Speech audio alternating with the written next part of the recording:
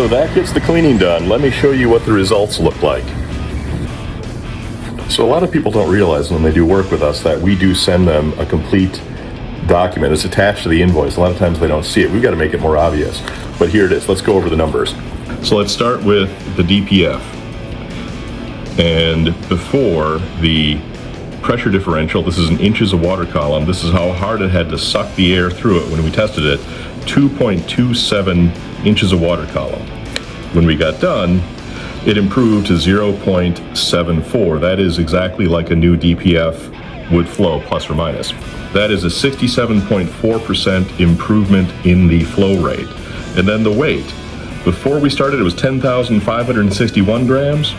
When we got done, 10,327. Now this is a smaller DPF, so it doesn't hold a ton, but that is 234 grams. 234 grams. Alexa, convert 234 grams to ounces. 234 grams equals about 8.26 ounces.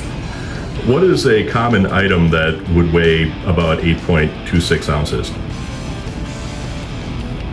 A small apple or a ceramic coffee mug would weigh about 8.26 ounces. We got an apple or coffee mug's worth about 8.2 ounces, half a pound of soot out of here. Now let's take a look at the DOC. Now since the DOC is not a filter, it doesn't actually hold anything, but we recommend cleaning it because about, well, more than 10% of the volume that we get out of the DPF will also be in the DOC. So the DOC beforehand flowed at 0.84, afterwards flowed at 0.69, 17.8% increase in flow rate, improvement in flow rate. Before it weighed 15,776 grams, after it weighed 15,734, got 42 grams of ash and soot out of the DOC. Not bad.